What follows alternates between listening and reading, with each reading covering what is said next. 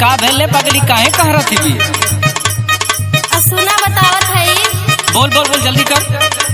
ये हो सवरिया छपा हरतिया, ये हो सवरिया छपा हरतिया, ये हो सवरिया छपा हरतिया,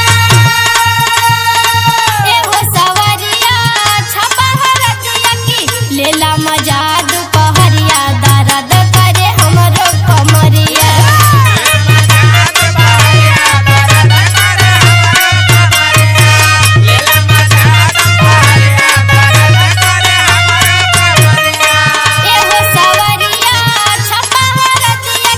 लेला मजा दुपहरिया दर्द करे हमरो कमरिया।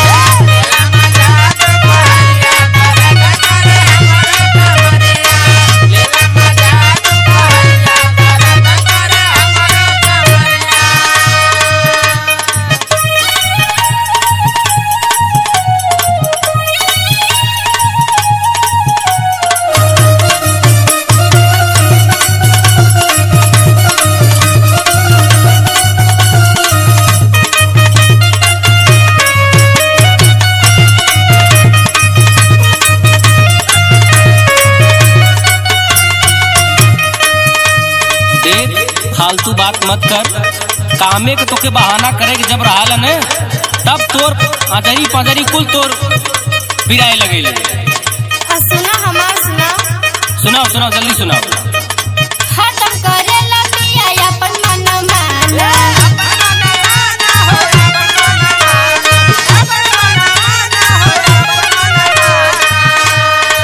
दुख देले पिया हमके रोजाना।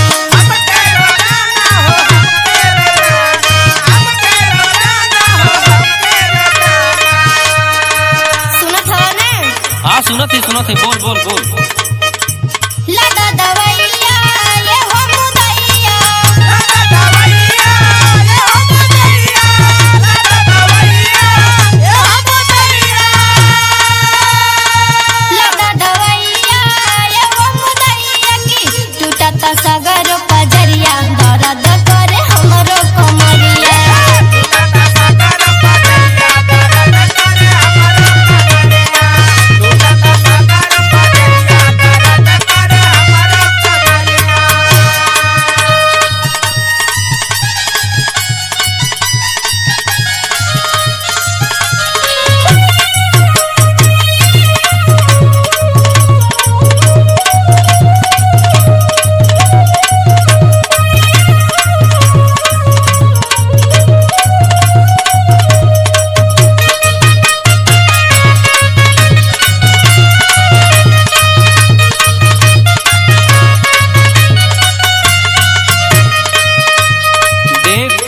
अब देख हमार दिमाग खराब होता है। कवन तोहार दिमाग खराब होता है? आज तक हम कहीं बुझले हवा तू? अरे पगली आज तक तो बुझबे ना कहीं कुछ हम। सुना बतावत है। सुनाओ सुनाओ सुनाओ सुनाई लेते आज। हाँ सुना।